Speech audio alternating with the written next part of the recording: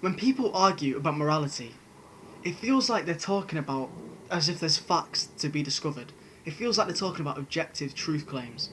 One person might say euthanasia is wrong, the other might say euthanasia is right, and it feels like one of them must simply be mistaken. We treat morality like a science, as if there's an actual ethical reality that's out there to be discovered.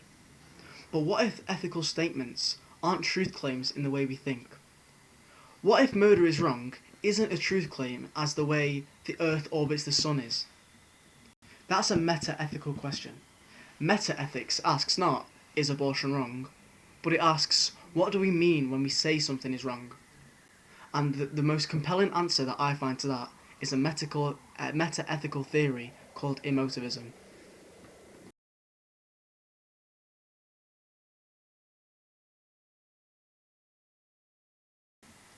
Ethical emotivism isn't a moral theory about right and wrong. It's a theory about that moral language. What do we mean when we say something's right or wrong? Now, the main proponent of this philosophical theory of emotivism was a British philosopher in the early 20th century called A.J. Ayer. And in his book, Language, Truth and Logic, he argues that when we say something like murder is wrong, we don't claim any property about murder that can be measured or falsified. We just express an attitude towards the murder. In that case, murder is wrong becomes more like boo murder. And if that sounds crude, consider the implications. Moral statements can't be falsified because they never set out to claim truth. They're just expressions of approval or disapproval. And this may explain why specific moral debates like abortion and euthanasia are so personal. When people disagree with your morality, it's not just factual correction, but it feels like an attack on our beliefs, values, and even on our identity.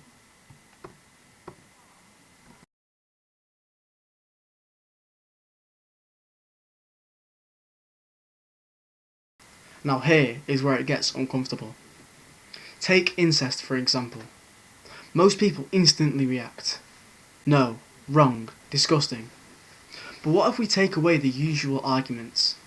Imagine two same-sex consenting siblings who were separated at birth. There's no measurable harm. But many people, including myself, still feel that is wrong. That moral judgment remains, even when the reasoning thins out. If morality were a product of purely detached and neutral reason, weakening the reasons would weaken the conclusion. But often it doesn't. People's gut instinct of wrong still remains at the same strength. That emotional reaction comes first, and a rational justification later. And that gap between reaction and explanation is at the heart of emotivism.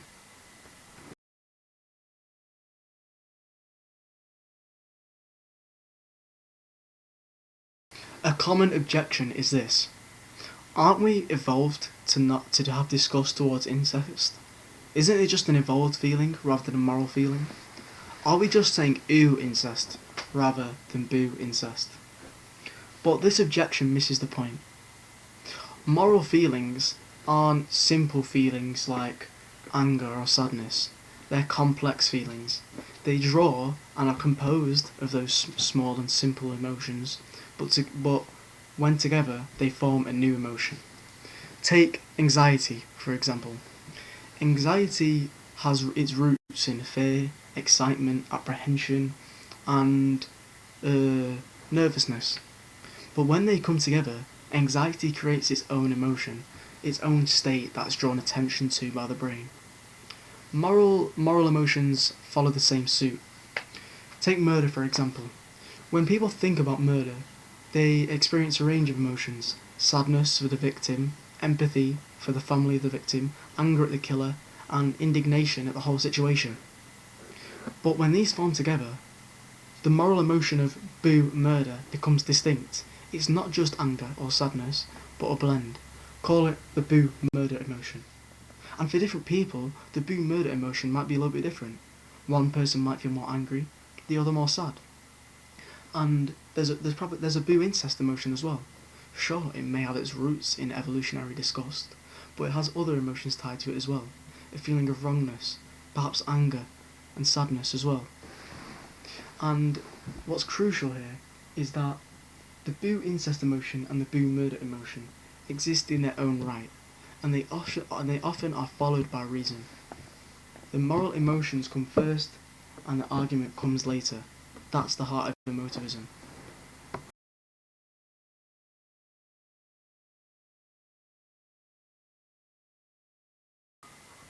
Now, emotivism doesn't just claim that ethics is emotion. It understands that reason plays a role as well, just not the starring role. And I think this is what David Hume meant when he said that reason isn't ought to only be the slave of the passions. Reason can't generate motivation. It can help you justify your views, elucidate them, and try and persuade others of them, but it can't tell you which views to have. You don't reason your way into valuing human well-being or to valuing stopping incest. You just value that. And at the root of that value is emotion. Now, once that emotional instinct exists, reason takes over, it organises it. It translates that feeling into principles and that instinct into arguments. Take abortion, for example.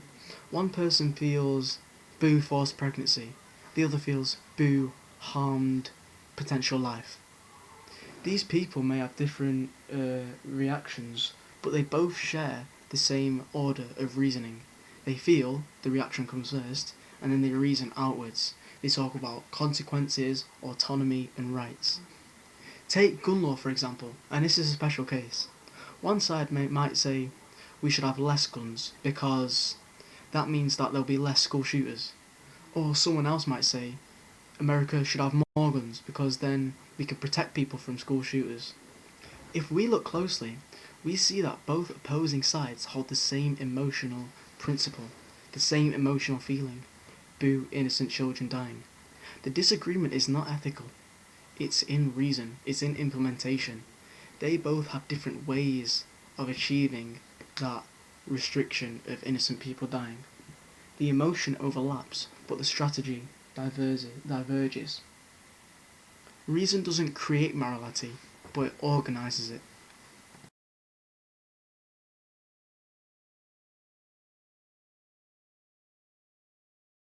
Now, emotivism doesn't claim that morality is just meaningless. It says that morality is human. Moral judgments are emotional, persuasive, socially embedded, and immensely powerful. They justify institutions. They have moved history. Think of the abolitionist movement, the civil rights movement, the feminist movement. They change the world, but they might just not describe objective features of the universe. So, if moral certainty doesn't come from objective facts, it must come from our psychology, what kind of creatures we are. Which is why I think the real question is, if our moral statements and intuitions come from arbitrary factors that we can't choose, like biology and evolution, and history and culture, do we really have a right or responsibility to enforce them on others? That's the real question.